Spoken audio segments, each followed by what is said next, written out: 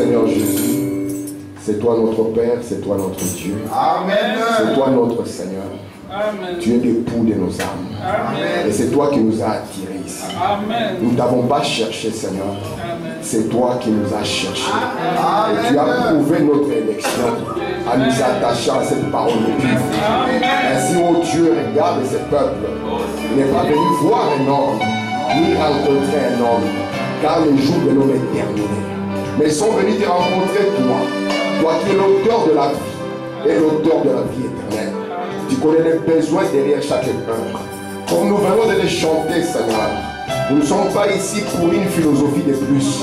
Oh Dieu, pour des pensées humaines. Mais nous sommes ici pour avoir plus de toi. Parce que c'est davantage de toi, oh Dieu, dont nous avons réellement besoin. David a dit, mon cœur l'ennuie. Seigneur, nous aussi, oh Dieu, nous sommes assoiffés de te voir couler en nous encore davantage. Amen. Couler dans notre petite stature. Pour nous amener, Seigneur, à être l'identification du Dieu invisible dans le monde visible. Amen. Bénis tes enfants, Seigneur. Ouvre leur entendement. Mets-les de côté et fais du bien à ton peuple. Tu as promis, Seigneur, qu'en ces jours, aucun homme ne dira à un autre, viens connaître Dieu. Mais toi, Seigneur, tu te révéleras. Tu puisses en être ainsi. Et que nous puissions être établis sur la révélation de qui est Jésus-Christ. Parce que c'est la seule révélation dont l'enfer ne peut pas bouger. Et nous voulons tenir, oh Dieu, dans ta présence. Guéris les maladies qu'il y a au milieu des enfants. Oh Dieu, que ce soit des maladies spirituelles ou des maladies physiques. Est-ce que chaque personne sortante ici puisse te connaître comme étant des dieux, le seul qui guérit. Tu as dit dans le psaume 103 que je suis l'Éternel qui te guérit de toutes les maladies. Ainsi, Père, ta parole est là. Qu'elle apporte la délivrance, qu'elle apporte la guérison, qu'elle apporte l'affermissement, qu'elle apporte, oh Dieu, le positionnement des fils et que nous puissions avancer, te glorifier en toutes choses. Sois glorifié, Seigneur, et béni. Prends la réunion, oh Dieu, nous sommes salués sous ta conduite. Comme te demandons ceci en nom. Au nom du Seigneur Jésus. Amen. Que le Seigneur bénisse. Nous allons nous mettre debout pour lire la parole de Dieu. Nous nous mettons debout pour respecter la parole.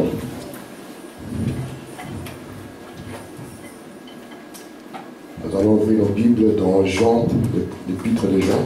Bon, 1 Jean, au chapitre 1er. Et nous allons lire, nous devons les lire ensemble. Nous allons lire à partir du verset 1er. Lisons la Bible. Ce qui était dès le commencement, ce que nous avons entendu, ce que nous avons vu de nos yeux, ce que nous avons contemplé et que nos mains ont touché concernant la parole de vie. Car la vie a été manifestée et nous l'avons vue et nous lui rendons témoignage.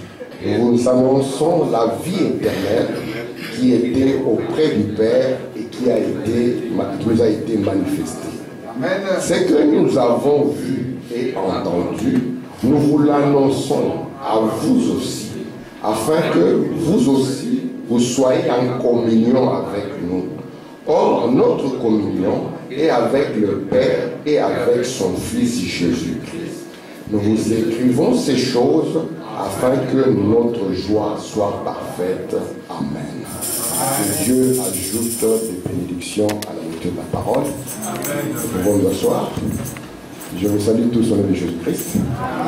J'espère que tout le monde va bien. Nous remercions le Seigneur pour la santé. Parce que nous croyons que ce n'est pas une routine. Ce n'est pas parce que nous sommes meilleurs que nous avons la santé. Mais c'est une grâce que nous avons de Dieu. Et comme nous appartenons à la tribu de Judas, Judas signifie la reconnaissance. Donc nous sommes reconnaissants au Seigneur pour toutes choses. Amen. Nous avons commencé ici à 3 dimanches un petit enseignement que nous avons intitulé Revenant, comme je vais le projeter comme ça on va le lire, Retournant à Dieu par la nouvelle naissance. Et dans cet enseignement, parce que nous sommes basés ici sur le message du prophète Branham, le frère Branham nous a demandé en tant qu'être humain de nous poser 4 questions. Et ces 4 questions sont importantes et utiles pour la vie d'un homme. Alléluia. La première question, c'est qui sommes-nous? La deuxième question, c'est que faisons-nous ici? La troisième question, c'est comment sommes-nous arrivés ici?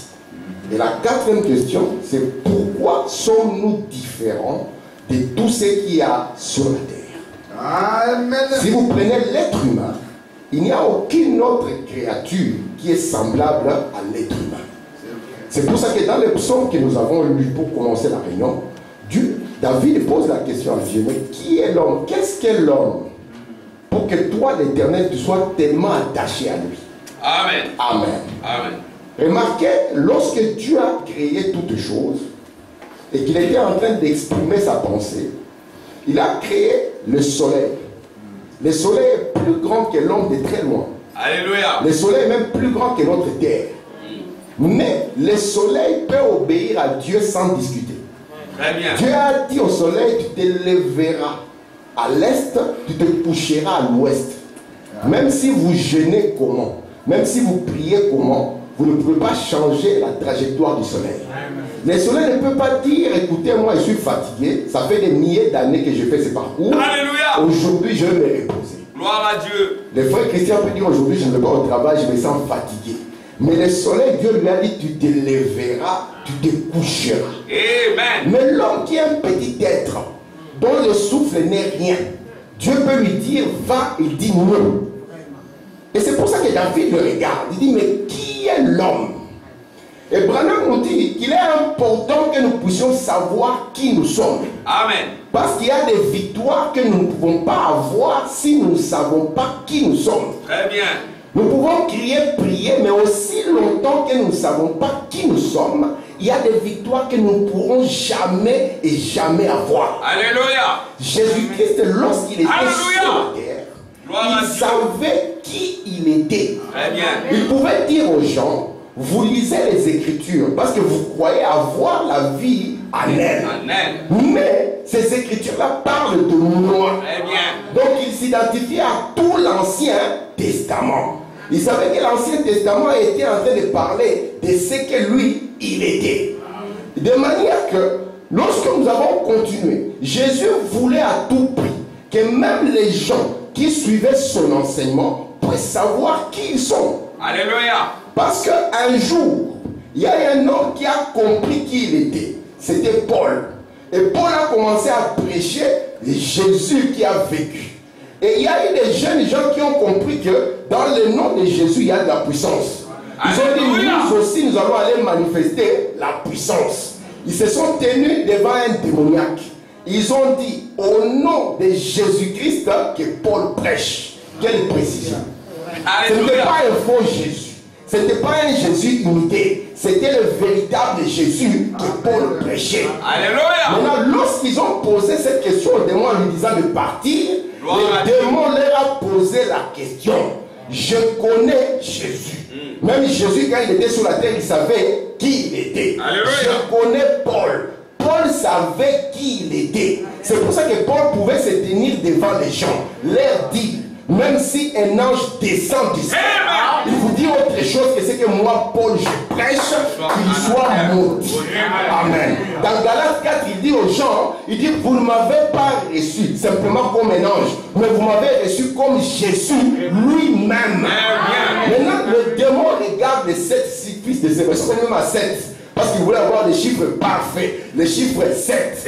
Il dit maintenant, au nom de Jésus que Paul prêche. Et le démon le regarde, il dit c'est bien. Jésus, je le connais. Paul, je le connais. Mais vous, qui êtes-vous?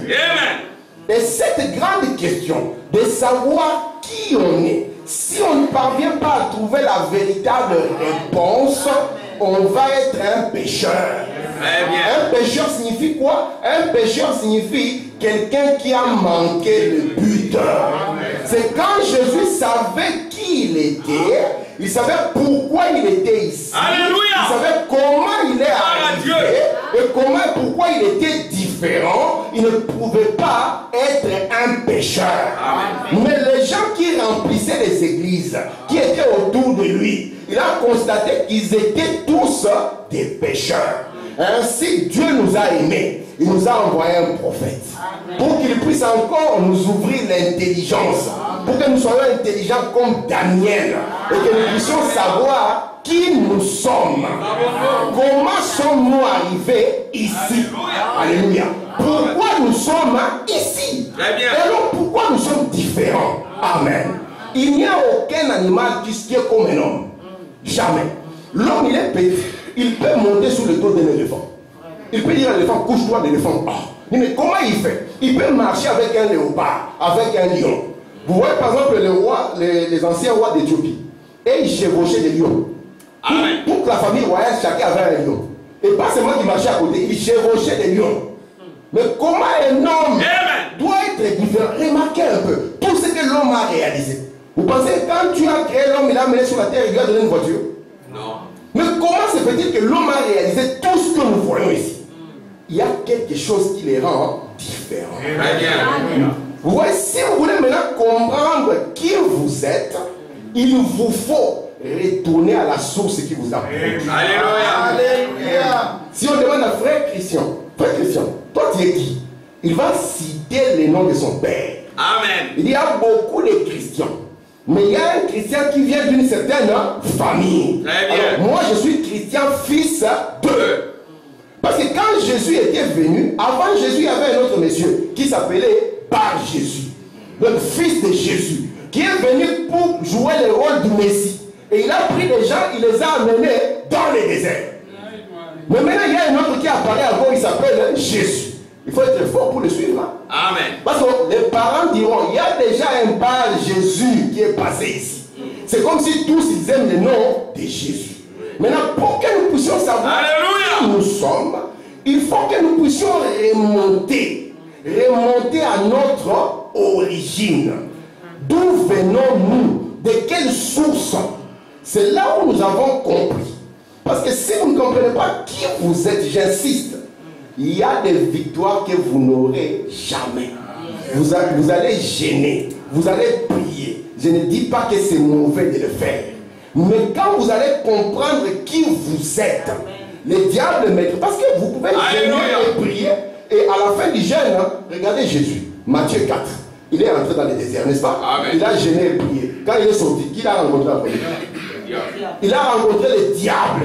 Et le diable ne peut pas venir avec le Coran. Le diable ne peut pas venir avec une sagesse autre. Le diable est venu avec l'écriture. Il lui a dit, il est écrit. Et lui a dit aussi, il est aussi écrit.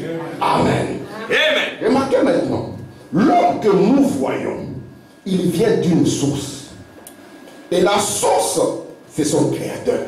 Amen. Alléluia. Parce que de toutes les créations, il est le seul. Quand Dieu dit, créons l'homme à notre image. Il n'y a aucun autre être où Dieu a prononcé cette parole. Même quand Dieu a créé les anges, il n'a pas dit, créons-le à notre image. Parce qu'Hébreu dit, aucun des anges, Dieu a-t-il jamais dit, tu es mon fils et aujourd'hui je t'ai engendré. Mais lorsqu'il parle de l'homme, il dit, je veux le créer à mon image. Maintenant, Branham nous dit, si vous voulez comprendre qui est l'homme, commencez d'abord par comprendre qui Dieu est. Amen. Or, qui Dieu est un grand mystère. Appelez les gens de toutes les religions, posez-leur la question. Qui Dieu est? Chacun aura sa définition. L'exemple que j'ai toujours aimé, c'est le débat qu'il y avait entre les musulmans d'un côté et les chrétiens de l'autre. Ils ont dit aux chrétiens, venez, et nous allons parler des dieux aujourd'hui. Les chrétiens sont pointés en face des musulmans. Et puis les musulmans leur ont dit, nous avons une définition simple. Notre Dieu s'appelle Allah. Il ne peut pas naître. Il ne peut pas engendrer. Il est seul. Les chrétiens ont dit, mais qui est? Est-ce que Jésus est Dieu? C'est la question qu'ils ont posée. Les uns ont dit, il est fils de Dieu, il n'est pas Dieu. D'autres ont dit, il est Dieu. D'autres ont dit, il est troisième personne dans la divinité.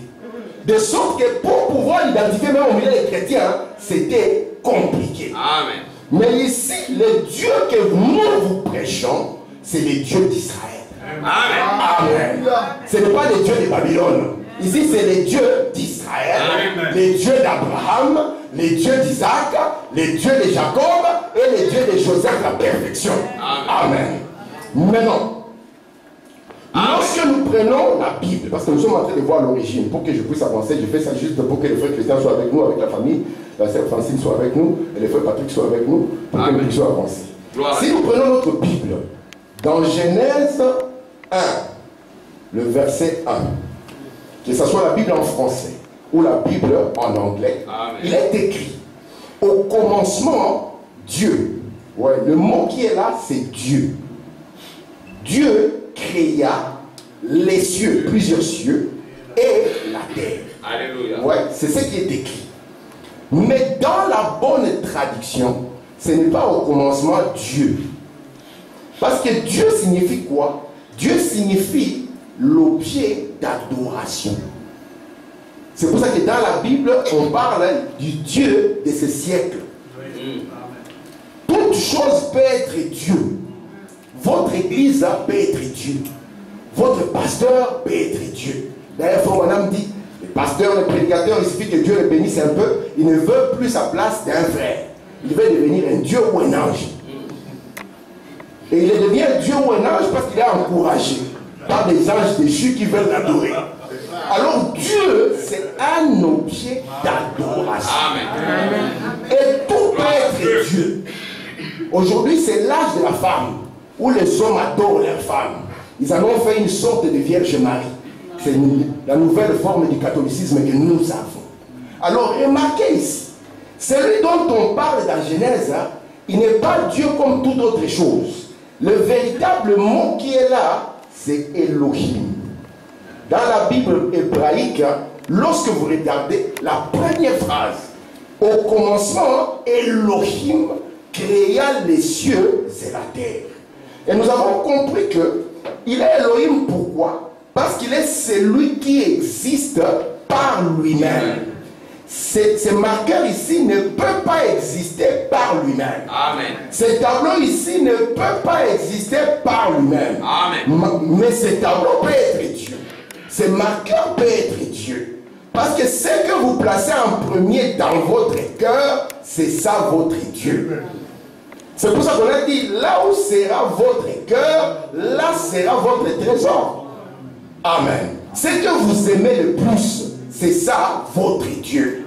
Un jour, Samson disait à Delilah, je t'aime. Delilah lui a dit, mais comment tu peux dire que tu m'aimes alors que ton cœur n'est pas avec moi? C'est pour ça que Dieu a dit à Israël, tu aimeras l'Éternel, celui qui existe par lui-même, de tout ton cœur. Et Elohim, ça ne peut pas être ça. Ça ne peut pas être. Ça ne peut rien être. Même ma chair ne peut pas être Elohim. Parce que j'ai un père. Mais Elohim n'a pas de père. Il n'a pas de mère. Lorsqu'on veut l'expliquer, on va devenir fou. Personne ne l'a jamais vu. Personne ne le verra jamais. Mais il ne veut pas rester mystérieux. Il veut se faire connaître. Amen. C'est pour ça que la Bible dit, personne n'a jamais vu le Père. Et vous me dire, personne ne le verra jamais. Pendant continue encore, il dit, personne ne vous a jamais vu. Et personne ne vous verra jamais. Parce que vous faites partie de Elohim. Elohim, il paraît comme un nom pluriel. Et nous avons dit pluriel, pourquoi? Parce qu'il a ses attributs en lui. C'est comme frère Eric, quand il était à Brazzaville, là-bas, quand il était à Brazzaville, à Pointe-Noire, et maman Francine n'était pas là, tout le monde, les Branel, Erika, tout le monde, ils étaient dans frère Eric. Frère Eric, quand il marchait avec toute une famille. Si sa vie s'était arrêtée, on n'aurait pas vu tous ces gens. Amen. Ces gens-là étaient en lui. Et c'est comme cela qu'Elohim était aussi avec tous les attributs qui étaient en lui. C'est pour ça que Jésus pouvait dire, Père, glorifie-moi de la gloire que j'avais lorsque j'étais auprès de toi. Et c'est quoi la gloire que Paul avait quand il était dans le frère Christian? C'est qu'il était le frère Christian. Amen. C'est quoi la gloire que Séraphin avait quand il était dans frère? C'est qu'il était frère Armand. Amen. Et remarquez maintenant, Elohim voulait se faire connaître. Alléluia. On dit, cet esprit ici n'a même pas de forme. Il n'a même pas de corps. Alléluia. Personne ne peut l'expliquer. Mais alors comment il va faire? Il va maintenant partir, parce que la Bible nous dit ici, Dans Genèse 1er, vous voyez Genèse 1, le verset 1er. Au commencement, Elohim créa les cieux de la terre. Et puis il va dire que la lumière soit. Que la lumière soit, c'est quoi? C'est Elohim qui veut se faire connaître. Et pour se faire connaître, il va prendre un corps. Ce corps-là, on appelle ça la parole. Amen. Les théologiens l'ont appelé la théophanie. Amen. Et en grec, le mot parole signifie logos. Théo signifie Dieu et phanie signifie forme. Dieu maintenant voulait prendre une forme afin de se révéler dans le monde invisible. Amen. Elohim, c'est l'éternité. La parole, c'est le temps. Lorsque Elohim quitte l'éternité pour entrer dans le temps, il prend un corps de lumière. C'est pour ça que quand Israël voyait la lumière, il savait que c'était leur Dieu. Amen. Et Moïse, lorsqu'il a vu la lumière, il a dit, qui es-tu, Seigneur? Il a dit, je suis et mon nom. Et quand Paul l'a vu encore dans la lumière, il a dit, qui es-tu, Seigneur? Et il va faire la jonction entre les Jéhovah de l'Ancien Testament et les Jésus dans le Nouveau. Il a je suis Jésus. Vous voyez ça? Amen. Pourquoi il veut prendre un corps? C'est parce que il veut descendre jusqu'à devenir un être humain. Et descendre ne signifie pas le mouvement de haut en bas. Non. Jésus a dit aux gens, je suis le pain descendu du ciel. Et les gens pensent, il est en train de blaguer ou quoi? Est-ce que vous sentez qu'il sent le pain? Est-ce que vous touchez? Est-ce qu'il est en farine? D'ailleurs, nous savons là où il est né. Il est descendu quand? Descendre signifie, Elohim, l'invisible, devient visible dans un corps de lumière. Là, on dit, il est descendu. Donc, de l'invisible, il rentre dans le monde, non pas le monde de l'œil nu ici, le monde des esprits, le monde céleste, il prend un corps. Elohim devient visible dans ce monde-là. Et c'est comme cela maintenant que la Bible va nous dire, et la parole, le logos, sera faite chair. Et lorsque le logos est fait chair, on l'appelle Jésus sur la terre. Très bien. Et c'est pour ça que lui, sachant qu'il est la parole, vous dit, dans le rouleau du livre, il est question de moi. Et il n'a pas honte de vous dire, c'est lui qui me voit, a vu le Père. Remarquez, Alléluia. ici nous avons Elohim, n'est-ce pas? Est-ce que vous allez bien? Amen. Elohim le fort. Lui, c'est la source. Tout découle de lui. Tu ne peux pas lui dire, c'est qui ton père? Tu diras, je n'ai pas de père. C'est qui ta mère? Je n'ai pas de mère. Très bien. C'est quand est-ce que tu as commencé à vivre? Moi, je n'ai pas de débit de vie. Nous ne faisons des jours. Amen. C'est moi qui décide du début de quelqu'un et de la fin. Amen. C'est moi qui accorde des pères et des mères. C'est pour ça que chez lui, ce n'est pas un hasard. Il ne faut pas que les gens disent, pourquoi je suis dans une famille, on m'amène à l'église chaque jour. C'est le meilleur endroit. Amen. Elohim qui est le Père. Alléluia. Il aime placer les enfants. Alléluia. Et maintenant, lorsque maintenant il descend, lui, il va devenir le Père du Logos. C'est pour ça que le Logos est appelé aussi le Fils de Dieu. Amen. Amen. Donc le Fils d'Elohim. Elohim va engendrer le Logos. Amen. Et le Logos va engendrer maintenant l'homme, le Seigneur Jésus dans la chair. Amen. De manière que quand Jésus va parler de son Père, ça sera le Logos. Et lorsque le Logos sera identifié, le Père du Logos, c'est Elohim. Est-ce que vous voyez ça? Sa condescendance en train de descendre. Amen. Amen. Maintenant, lorsque Dieu va dire, créons l'homme à notre image et selon notre ressemblance. De quel homme il s'agit? Amen. Amen. Jean chapitre 4. Vous voyez toujours, on aime toujours tirer Dieu de son côté. Il y avait une bagarre. Les Samaritains d'un côté qui disaient que Jacob est notre père. Les Juifs de l'autre qui disaient aussi Jacob est notre père. Et chacun voulait tirer Dieu de son côté. Et Jésus, lorsqu'il s'est tenu devant cette femme, il a dit, l'heure vient et elle est déjà venue, où les vrais adorateurs, ça ne sera plus ni à votre montagne, ni à Jérusalem, mais les vrais adorateurs adoreront le Père en esprit et en vérité. Pourquoi? Alléluia. Parce que Dieu est esprit. Amen. Et quand Dieu est un esprit, lorsqu'il dit à l'homme, créons l'homme à notre image, c'est un homme à esprit. Amen. Donc ne pensez pas que dans ma chair, je me regarde. Ouais, les jeunes filles, elles se regardent dans le miroir, elles ne quittent plus le miroir et disent, je suis en train de contempler l'image de Dieu. Ce que tu contemples dans le miroir, ce n'est pas l'image de Dieu. C'est l'image de papa et de maman. C'est pour ça qu'Abraham, il a dit, quitte la maison de ton père. Alléluia. Et va dans le pays que je te montrerai. Et la première maison de papa et maman, c'est cet homme de chair.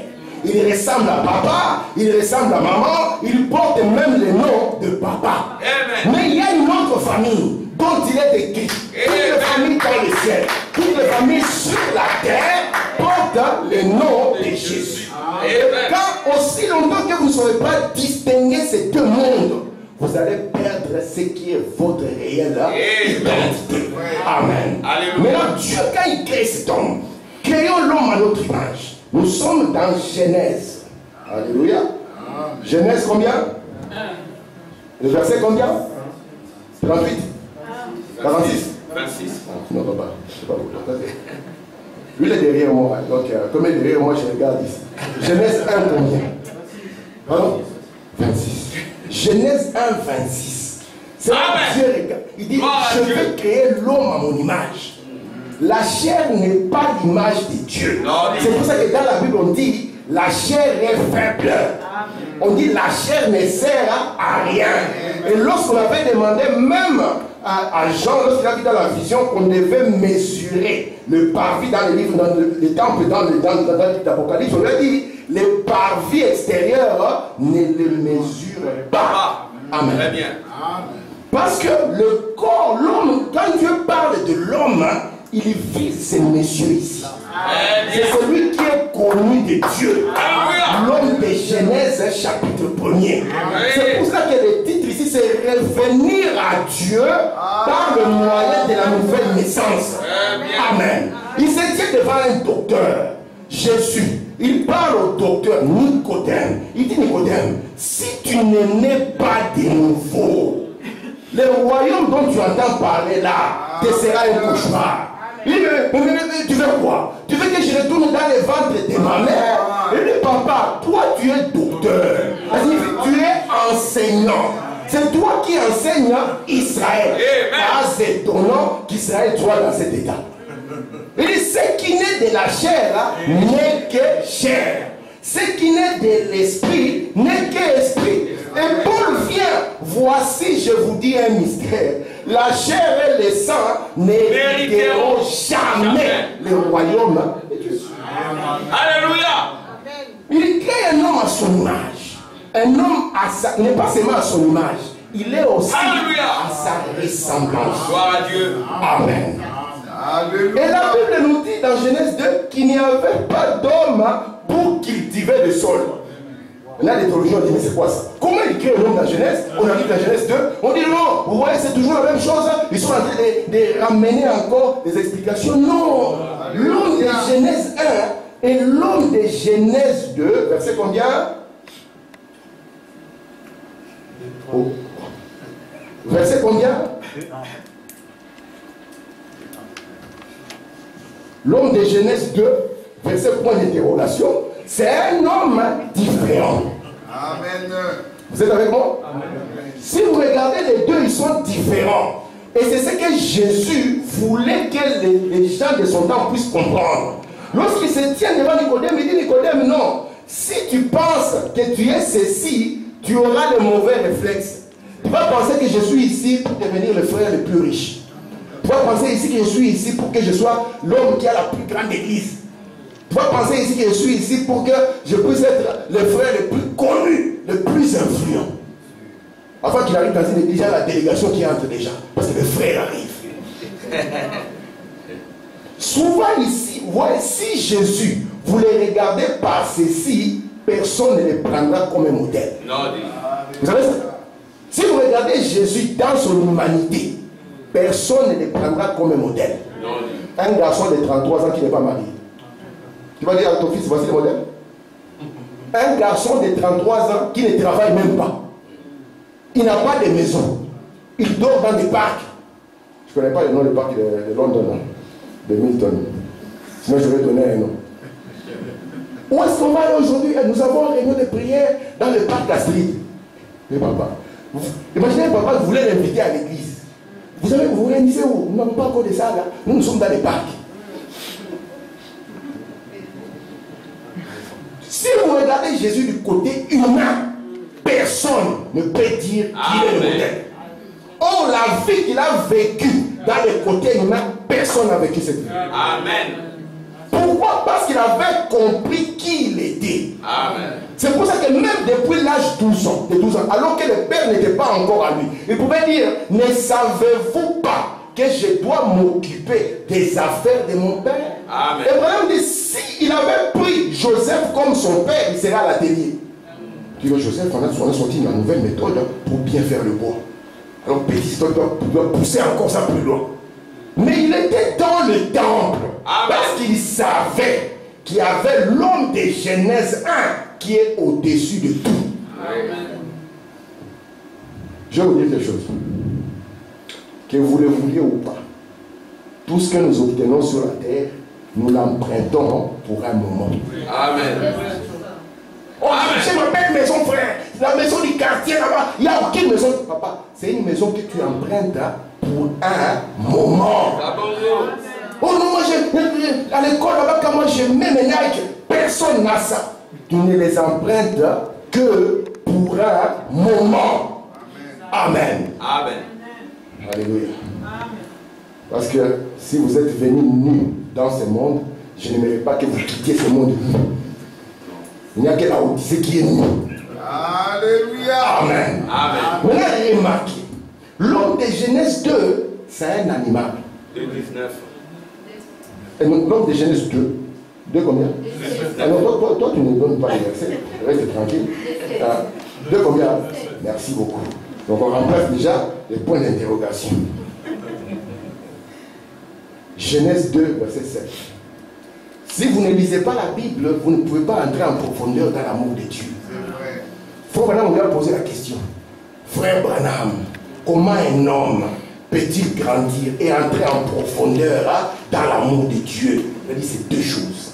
Lire et prier. On ne lit plus, on ne prie plus. Bonjour les dégâts. Amen. Amen. Amen. Je vous donne les défis. Ne lisez plus, ne priez plus. Et demain, vous allez nous expliquer. Il y aura des explications avec des citations fortes. C'est pour ça que quand vous voyez un homme comme ça, faites comme Jésus. Dites-lui, ce que tu as à faire, fais-le. Il n'y a pas de discussion. Amen. Mais lorsque vous comprenez qu'il y a 2 hommes, et que la parole avait dit, l'homme ne vivra pas de pain seulement. Celui-ci, il vit du pain. Je vous défie ici, vous mes jeunes, de faire 3 jours sans manger.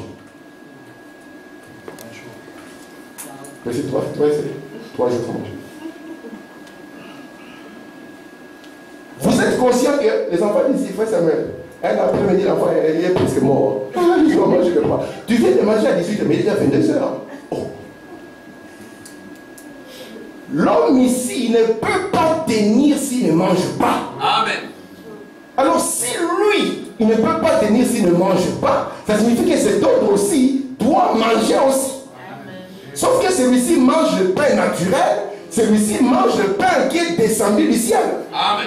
Et vous, vous êtes un peuple heureux. Parce que Jésus, lorsqu'il a appris aux disciples de prier, il leur a dit, donne-nous notre pain quotidien. Or, il n'y a que 7 jours. Dieu n'a que 7 pains. Vous comprenez? Alléluia. Il commence dans l'âge des fêtes, il leur donne leur pain du jour. Amen. Vous ne pouvez pas mourir de faim. Amen. Vous avez le pain emmagasiné sous forme de pain et de brochures. Amen.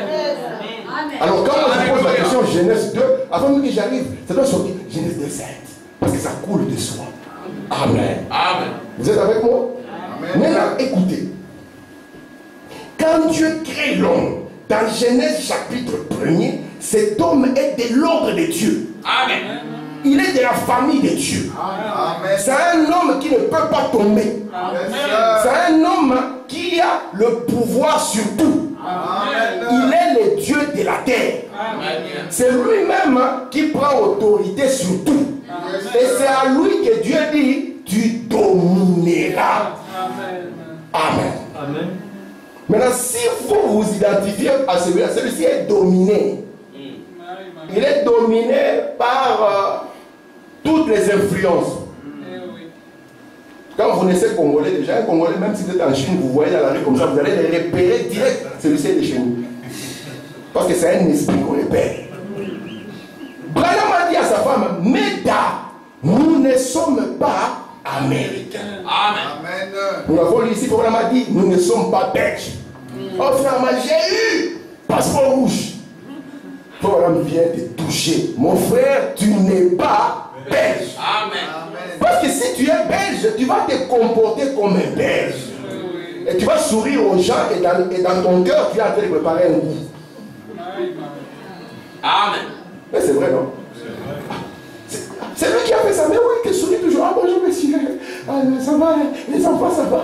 Et puis c'est lui qui a fait ça. Oui, c'est lui, parce que c'est un belge. Amen. Mais nous voulons attirer votre attention que dans cet âge, soit vous êtes un animal, soit vous êtes de la famille de Dieu. Amen. Parce que la Bible nous a parlé de l'homme animal. C'est pour ça qu'il y a des contrées où on les a mangés. Et personne n'est mort. Parce que c'était un mammifère comme la chèvre, comme... Amen. Je ne demande pas de manger les gens. Non. Mais vous savez qu'un jour, c'était en Uruguay, je crois. Il y avait une équipe de football. Ils étaient dans l'avion. Ils sont partis se cracher dans les montagnes. Dans les montagnes où c'était difficile d'avoir de la nourriture. On a d'abord commencé à manger des petites choses dans l'avion, que les hôtesses, parce que ouais, quand on passe les charlots dans l'avion, les gens sont contents. Ils ont fini ça. Frère Samuel, ils ont compris que nous devons manger ces gens. Ils ont mangé leurs collègues. C'est soit ça, soit mourir. C'est pour ça que nous croyons que même le manger, même notre vie, doit provenir d'un sacrifice. Amen. Amen. Quand le poulet est dans votre assiette, I like KFC. C'est ça, non? Voilà, les Anglais. Nandos. Mais tu ne dis pas que peut-être que ce poulet-là s'appelait Jean-Paul, père de Jean-Jacques, et grand-père de Jean-Luc.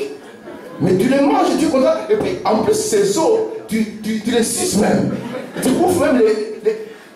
Et pourtant, c'est quelqu'un qu'on a sacrifié. On ne lui a pas demandé son avis. Viens, tu vas mourir pour que nous. Non! D'ailleurs, quand on va l'attraper, il veut courir. Vous devez être conscient que si pour notre vie naturelle, il faut un sacrifice, pour notre vie spirituelle, il a fallu un sacrifice. Amen. C'est pour ça que quand Jésus est venu, il avait la conscience du travail. Amen. Il savait qu'il faut un sacrifice pour que les chemins de retour soient possibles. Jésus avait le droit d'avoir aussi une femme. C'est vrai. De faire autant d'enfants. Amen. Et d'être content. Et puis de commencer à placer ses enfants à l'université de Jérusalem, à celui-ci, fera docteur de l'université de Jérusalem. Ok. Alors, là, on doit, frère Samuel, on doit trouver là où le bois est le moins cher pour faire les affaires. Celui-ci, on va l'envoyer à l'université de Jéricho. Jésus avait ses droits. Est-ce qu'il y avait une écriture qui l'a empêché d'avoir une épouse? Non. Mais il s'est sanctifié parce qu'il comprenait l'importance du sacrifice. Amen. Amen. C'est pour ça que Madame dit, si vous comprenez ce que le calvaire a fait pour vous, ce que le calvaire vous a apporté, Jésus est venu pour vous apporter Dieu. Amen. Il est devenu vous pour que vous puissiez devenir lui. Amen. Dieu est devenu un homme pour que l'homme retrouve sa divinité. Amen. Très bien.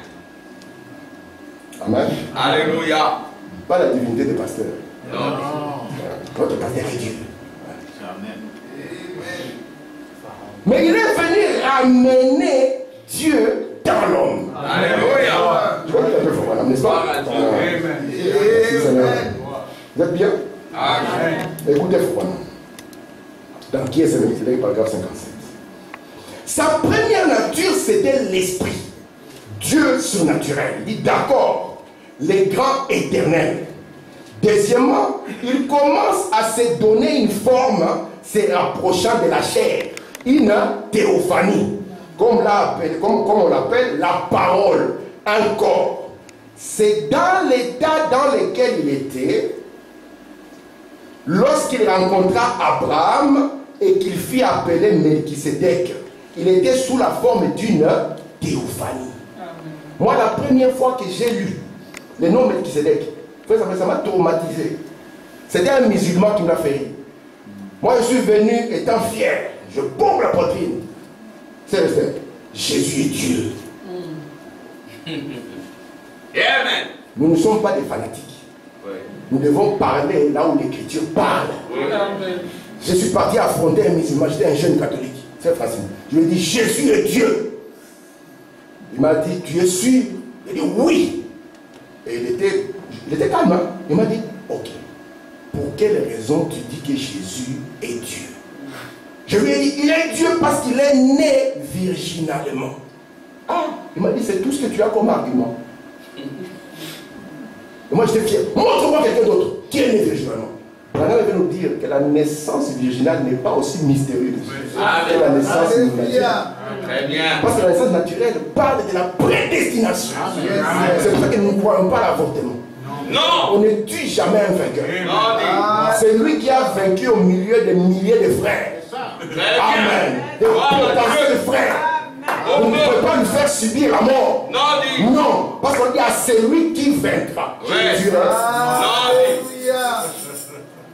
Amen. Moi, je lui ai dit, oh, papa, Jésus, et il m'a dit, ah, c'est tout ce que tu as comme argument.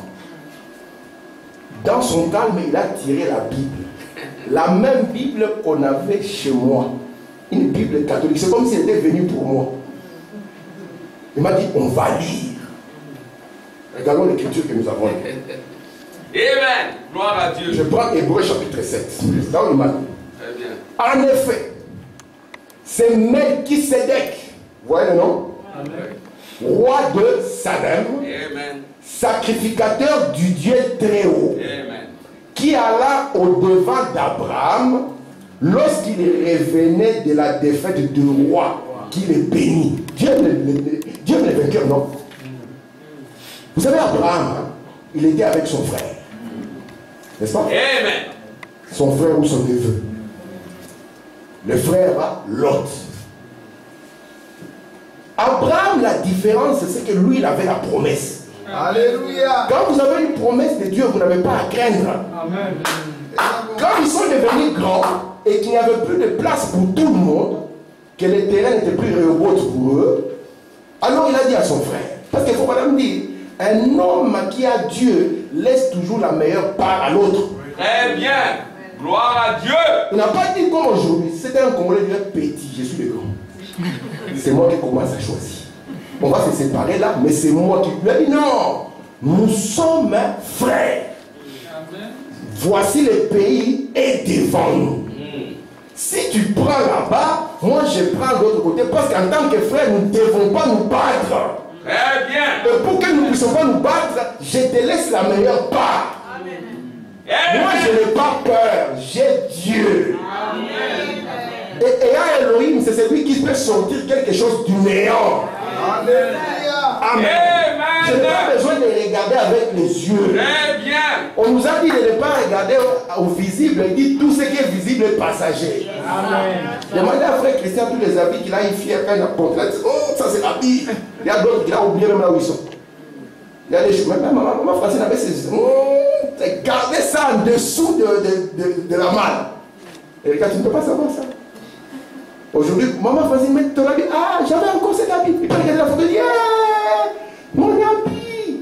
Parce que tout ce qui est visible est passager. Abraham a refusé de regarder au visible. Abraham a regardé à l'invisible. Et lorsqu'il regarde à l'invisible, l'autre, lui, regarde au visible. Il a regardé les plaines verdoyantes qui s'écoulaient, se dirigeaient vers Sodome. Amen. S'il avait compris qu'en y allant, il allait perdre la famille, il n'allait pas y mettre le pied. Branham nous a dit, faites attention avec le monde politique. C'est un monde pourri. On y rentre avec de bonnes intentions, on en sort 2 fois escroc. Mais les gens ont regardé. Il y a des opportunités, frère.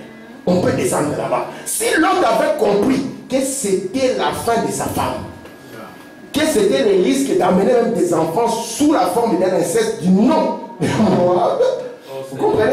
S'il avait compris même que d'autres petits-enfants allaient rester là-bas, il dirait à Abraham, papa, je vais frapper moi-même mes bergers pour que je reste avec toi. Mais il a senti que je vois, j'ai des affaires, je sens qu'il se sent. On peut descendre. Et en descendant, papa, on l'a accueilli. On l'a placé même comme maire de la ville. Ça va là-bas, papa il est maire. Donc quand les enfants à l'école, les gardent du corps. Tandis que papa Abraham dans la montagne là-bas, ça n'allait pas. Dans le message, je sais.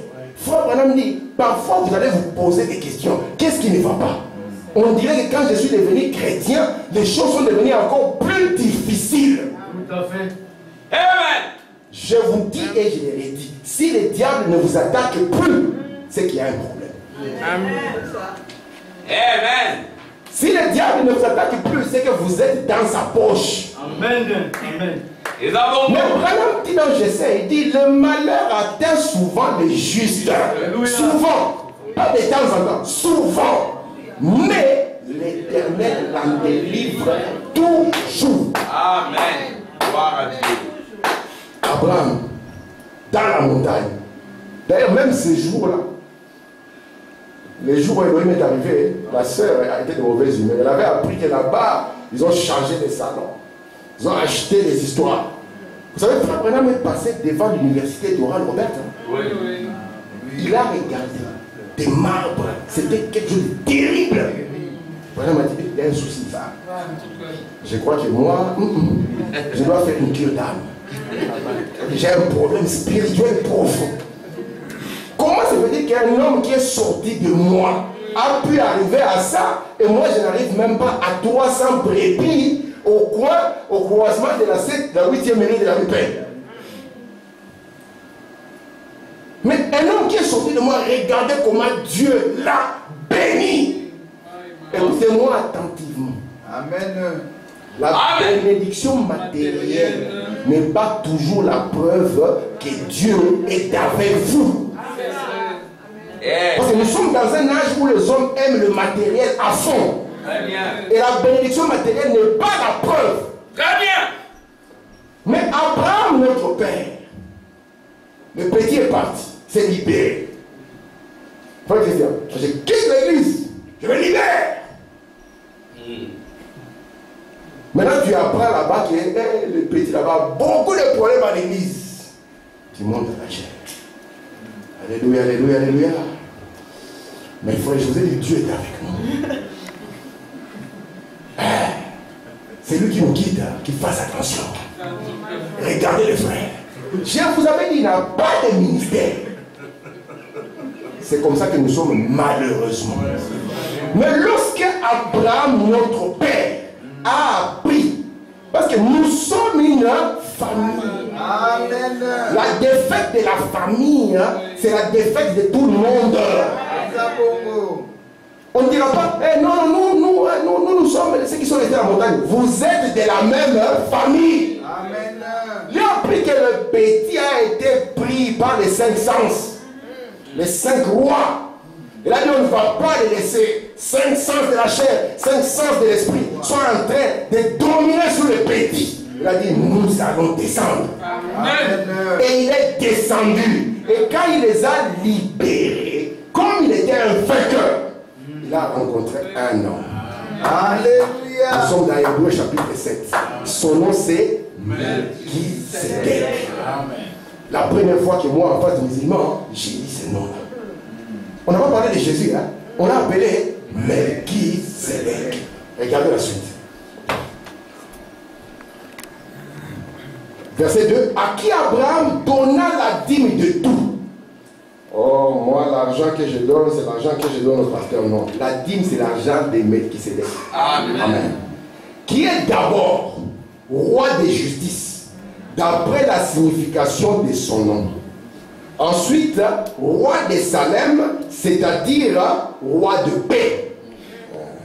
Vous savez que le méchant n'aura jamais la paix. Hein? Il n'aura pas la paix dans le méchant. Il faut aller vers le roi de paix pour comprendre c'est quoi la paix. Alléluia. Regardez le verset 3. Qui est sans père, sans mère, sans généalogie. Alléluia. Qui n'a ni commencement des jours, ni fin des vies, mais est rendu semblable au Fils de Dieu. C'est Melchisedec demeure sacrificateur à perpétuité. Très bien.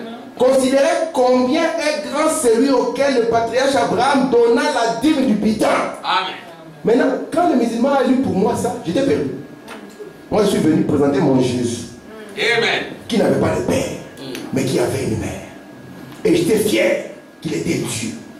Mais on m'a présenté un monsieur appelé Melchisedec.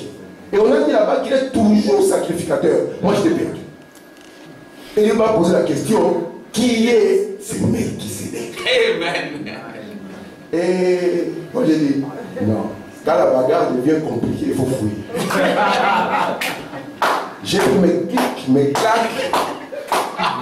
Parce que je voyais la tendance. J'avais senti que je risquais de me tourner vers la Mecque. J'ai dit non, il faut que je fouille. Amen. Mais le Dieu qui est riche en miséricorde ne m'a pas laissé dans l'ignorance. Il m'a envoyé un prophète avec le même titre. Qui est ce Amen. Gloire à Dieu. Et frère Madame me dit, c'est dans ce corps ici qu'Elohim était lorsqu'il s'est présenté. Alléluia. Maintenant, lui étant le Melchisedec, il est d'abord. On dit de lui qu'il est, regardez ce que le verset dit ici. Alléluia. Avant d'être roi de Salem, regardez ce qu'il est. Le verset 2. À qui Abraham donna la dîme de tout, qui est d'abord roi de justice, d'après la signification de son nom. Si vous allez chercher la signification du nom, Melchisedec en hébreu, ça signifie roi de justice. Très bien. Ensuite, il est d'abord roi de justice. Ensuite, il devient roi de Salem. Roi de Salem, ça signifie roi de Jérusalem. Non pas de la Jérusalem terrestre, mais de la Jérusalem d'en haut, qui est notre mère. Et c'est là où il y a la paix.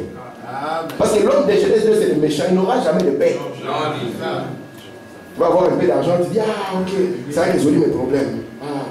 Plus tu as d'argent, plus tu as beaucoup de problèmes. Très bien. Il y a des problèmes de riches et des problèmes de pauvres. Vous êtes avec moi? Regardez maintenant comment Frère Branham va nous interpréter. Roi de justice, d'après la signification de son nom. Et puis, roi de Salem. Il n'est pas que parce que les deux n'est pas la perfection. Il doit être trois. Il doit être roi de justice, roi de Salem et aboutir par être roi des rois. Amen. Amen. Vous pouvez le dire? Amen. Regardez ici, nous sommes en train de descendre doucement. Dans Hébreu chapitre 7 et 8. Je prends ici dans qui est ce Melchisedec, paragraphe 7. Roi de justice. Ça signifie quoi? L'attribut, l'esprit. La théophanie, roi de paix. Amen. Et dans la chair, il était roi des rois, la même personne. Je vais vous montrer comment Dieu est devenu un homme. Et c'est ce que les hommes ne peuvent pas comprendre. Mais Israël l'avait compris. Lorsque Jésus s'est tenu devant Israël, il leur a dit, je suis fils de Dieu. Mais quand ils sont partis débattre pour le tuer, ils ont dit, cet homme il s'est fait passer pour Dieu. Même dans un tribunal, ça ne viendrait pas. Montrez-moi, c'est pour ça qu'un musulman se dit, montrez-moi là où Jésus a dit, je suis Dieu. Mais tu n'as pas compris ce que signifie fils de Dieu, mon frère. Alléluia. On dit qu'il est roi de justice. Roi de justice. Alors, il faut que je me concentre. Justice. Amen. Et puis, il est roi de Salem. Vous voyez ça? Et puis après il devient roi des rois. La parole incarnée. Amen. Alléluia. C'est ce qu'il en est maintenant. Alors regardez ici. La première chose, c'est que nous avons la pensée. On vous dira souvent, au commencement était la parole, n'est-ce pas? Mais avant la parole, il y avait quoi? Frère Branham dit, le monde pentecôtiste s'arrête au commencement. Mais notre Dieu n'a pas de commencement. Il n'a pas commencé. Vous comprenez ça? Amen. Notre Dieu n'a pas commencé. Amen. Il n'a pas de commencement. C'est pour ça qu'il dit, il n'a pas de début. Il n'a pas de père. Il n'a pas de mère. Il n'a pas une généalogie. Non, dit. Amen. Amen. Regardez maintenant. La pensée, une fois qu'elle est exprimée, elle devient la parole. Donc ici, nous avons l'inspiration, la pensée. Ici, nous avons la parole, l'expression. Après, nous avons maintenant l'homme, la chair, qui est l'impression ou la matérialisation. Donc, nous commençons d'abord dans la pensée. De la pensée, nous devenons la parole. Et de la parole, nous devenons un homme. C'est comme ça que Jésus était Elohim fait homme. Très bien. Comment est-ce que la pensée éternelle est entrée dans le corps Logos? Et comment le Logos est devenu un frère? Et devenant un frère, il pouvait dire maintenant, c'est lui qui m'a vu. A vu le Père. Voir le Père comment? Ça signifie que lorsqu'il passe d'une position à une autre, il ne faut plus les chercher là-bas. Non, dit. Lorsqu'il devient Jésus, il ne faut plus dire, ah, je vais voir la colonne de feu, je vais voir la colonne de feu. Tu ne la verras pas. Non, dit. Parce qu'il est devenu la colonne de feu. Et les gens qui sont toujours en retard, ils aiment ça. Parce que quand il devient ici, ce n'est pas la finalité. Non. Lorsqu'il devient l'homme Jésus, ce n'est pas la finalité. Dans le temps, la parole, c'est la dispensation du Père. L'homme Jésus, c'est ça les 3 ans et demi du christianisme. C'est la dispensation du Fils. Mais il a dit encore un peu de temps. Le monde ne me verra pas, mais vous me verrez. D'un grain, il devait engendrer plusieurs grains qui devaient former l'Élohim. Donc on devait connaître maintenant la dispensation du Saint-Esprit. Maintenant, lorsque Jésus est venu dans la dispensation du Fils, tout le monde a commencé à me dire, montre-nous le Père, montre-nous le Père, montre-nous le Père. Ils n'ont pas compris qu'il est passé du Père au Fils. Et dans cette dispensation où nous sommes, tout le monde te dira, montre-nous Jésus, montre-nous Jésus, montre-nous Jésus. Si je ne vois pas Jésus, si je ne vois pas Jésus, ils n'ont pas compris qu'il est passé de la dispensation du Fils à la dispensation du Saint-Esprit. Voilà pourquoi le prophète dit, vous n'avez aucune promesse qui viendra à vous avec des mains, avec des cicatrices, des coups et des épines. Et des marques d'épines. Vous comprenez cela? Gloire à Dieu. Merci Seigneur. Alléluia. Donc il est roi de justice quand c'est Elohim. Très bien. Parce qu'il est la source de toute pureté. Il est la source de tout amour. Là-bas, il n'y a pas d'injustice. C'est pour ça que lorsqu'on vous parle du jugement du trône blanc, il n'y a pas de favoritisme. Très bien. Maintenant, après ça, il devient roi de Salem. Parce qu'il devient roi de Jérusalem. Nous avons vu comment dans le 4e sceau, le diable va rassembler les habitants de la terre. Mais ici, c'est de la Jérusalem d'en haut. Donc vous êtes né, l'assemblée des premiers-nés. Et puis lorsqu'il est dans la chair, il est le roi et le roi. Amen. Très bien. Merci Seigneur. Seigneur des Seigneurs. Alléluia. Merci mon Dieu. Alléluia. Merci encore Hébreux chapitre 6, 3e partie. Qui est d'abord roi de justice d'après la signification de son nom.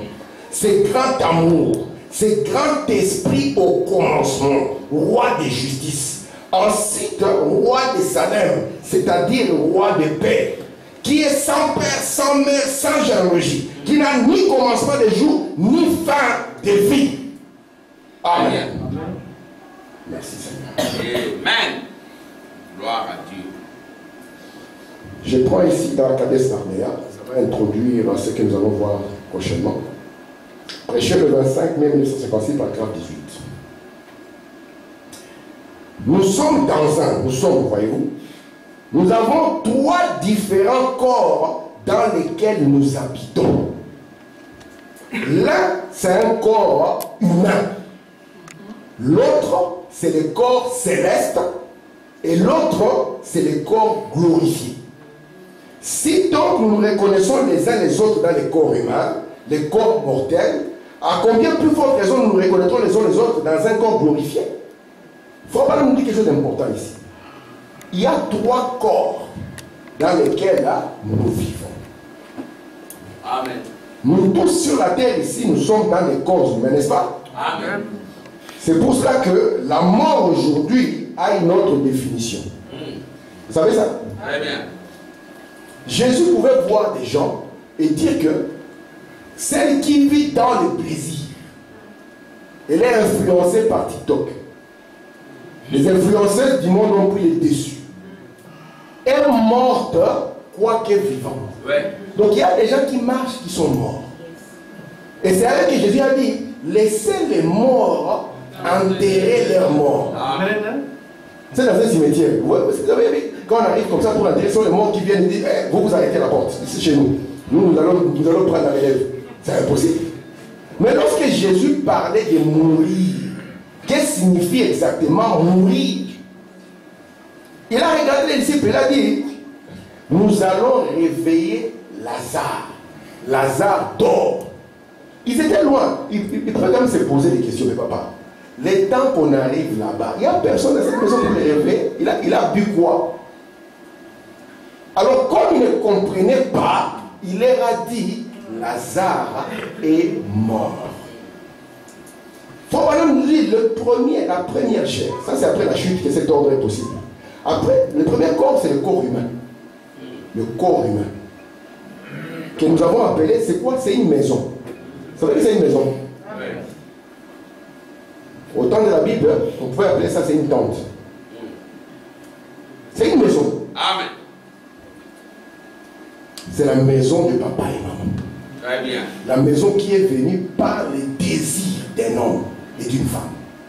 C'est pour ça que la Bible dit dans Jean 1, à ceux qui ont cru en son nom, elle a donné le pouvoir de devenir enfants de Dieu, lesquels sont nés de quoi? Ils ne sont pas nés du désir d'un homme et d'une femme, mais ils sont nés du désir de Dieu. Maintenant, écoutez-moi attentivement. Après Adam, toute personne qui est dans un corps humain, il est condamné. Amen. Oh, moi, je n'ai jamais fait, papa. Ce n'est pas question de je n'ai jamais fait. Tu es condamné. Frère m'a montré comment Adam et toute la famille étaient condamnés. Mais moi, je suis fils d'Adam. Qu'est-ce que j'ai fait? Et justice, tout ça. Coup constitutionnel. Il n'y a pas de coup constitutionnel. Tu es condamné. Amen. La Bible nous dit qu'avant que les 2 enfants naissent, ils n'ont même pas bougé. Ils sont encore des bébés.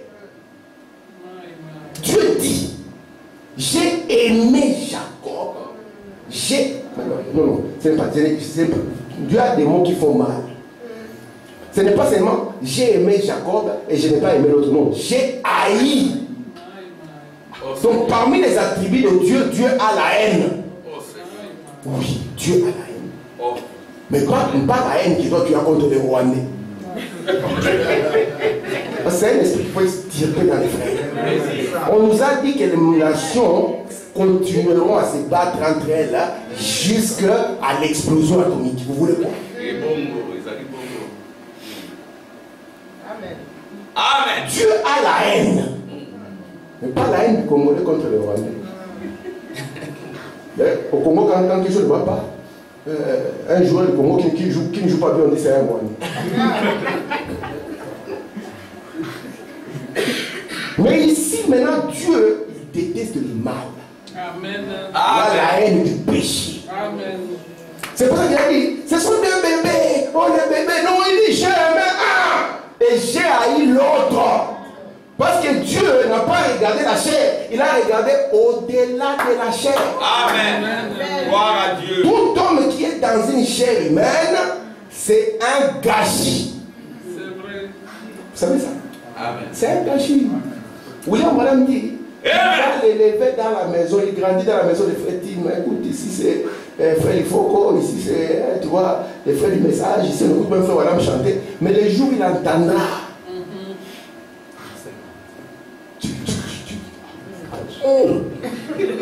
le jour où il entendra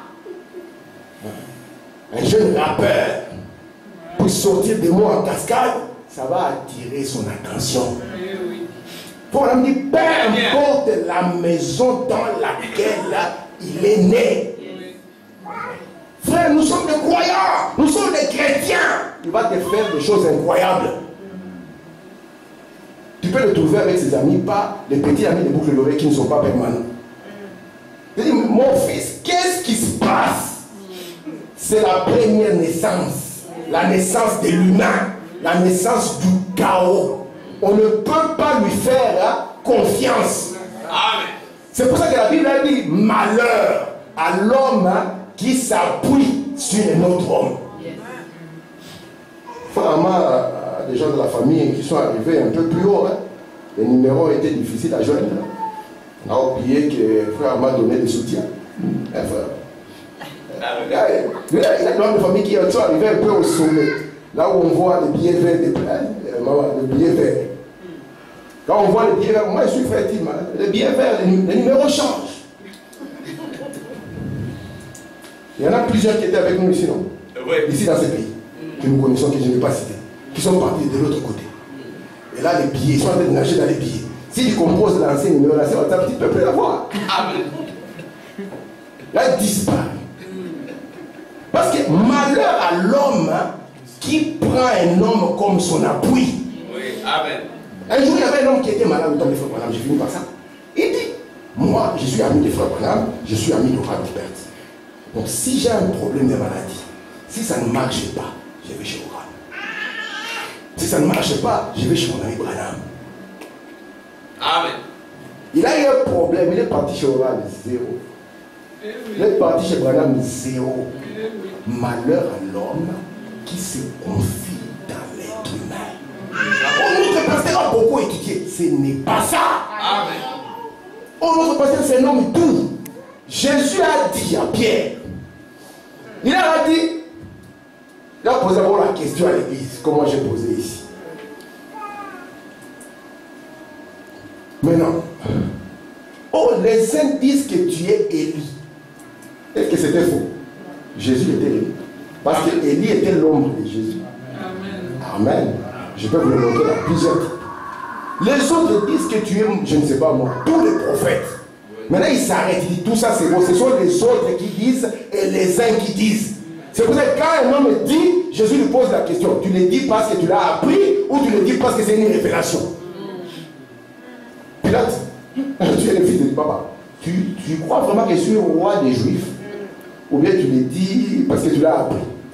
Maintenant, il pose la question. Maintenant, pour vous, qui dites-vous que je suis, moi, le fils de l'homme? Amen. Là, c'est là où Pierre a montré quand même les droits d'aînesse. C'est levé là, dit non, ici, il faut pas que les petits puissent répondre. Parce que sinon, le respect risque de diminuer. Il faut que je prenne mes responsabilités. Et il a dit, tu es le Messie. Amen. Le Fils du Dieu vivant. Ah, c'est comme si c'est la première fois qu'il entend vraiment, il a senti que ça sortait de son cœur. Amen. Alléluia. Il regarde Pierre. Peut-être que Pierre était plus âgé que lui. Oui. Parce que c'était un problème, c'était très difficile. Hein? Amen. Il y avait Pierre. Il dit, ah, ce que tu dis là, ce n'est pas la chair, ce n'est pas le sang, ce n'est pas dans une église, ce n'est pas un pasteur, ce n'est même pas mes bonnes œuvres humaines. C'est ce que dit Frère Branham, ce n'est même pas mes bonnes œuvres humaines. Oh, tu vois, ce jour-là, il y avait mes petits pieds, tu vois, ce jour-là, il avait aidé la veuve. Non, ce n'est pas ça.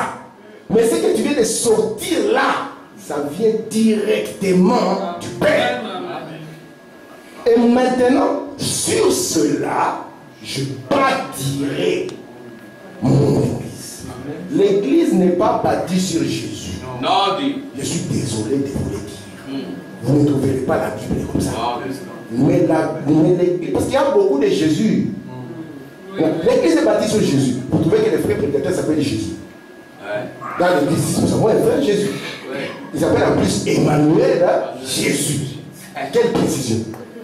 Mais l'église n'est pas bâtie sur lui, Emmanuel. Mais l'église est bâtie sur la révélation de qui est Jésus-Christ. Jésus-Christ, c'est Dieu fait homme.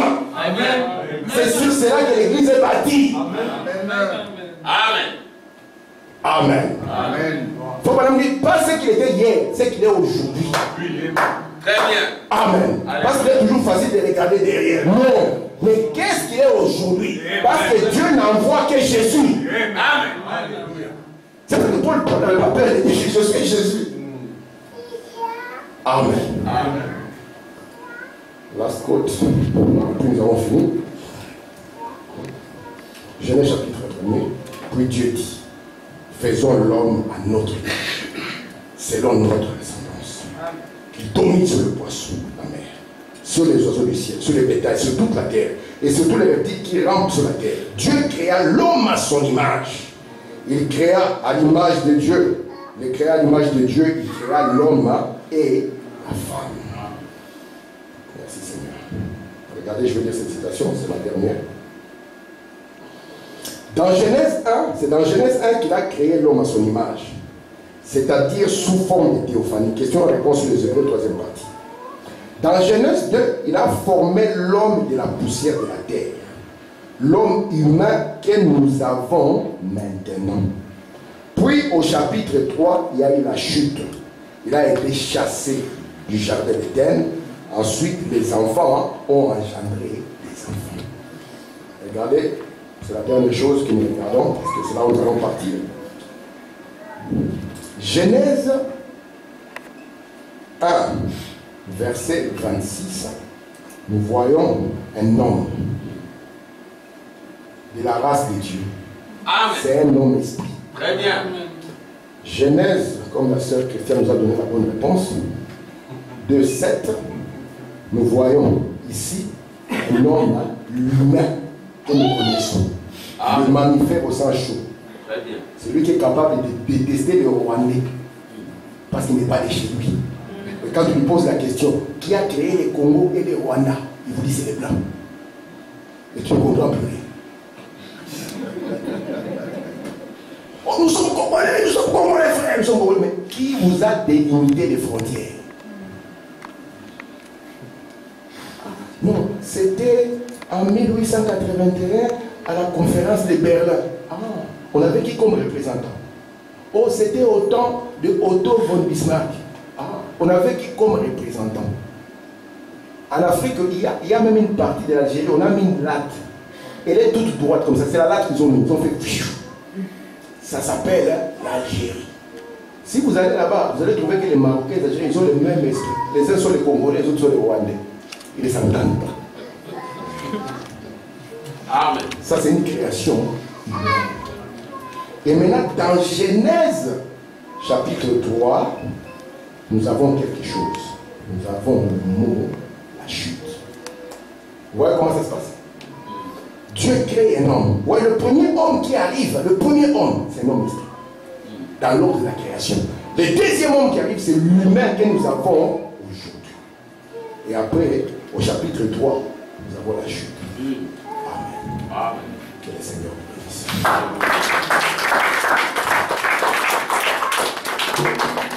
Nous allons mettre à vous.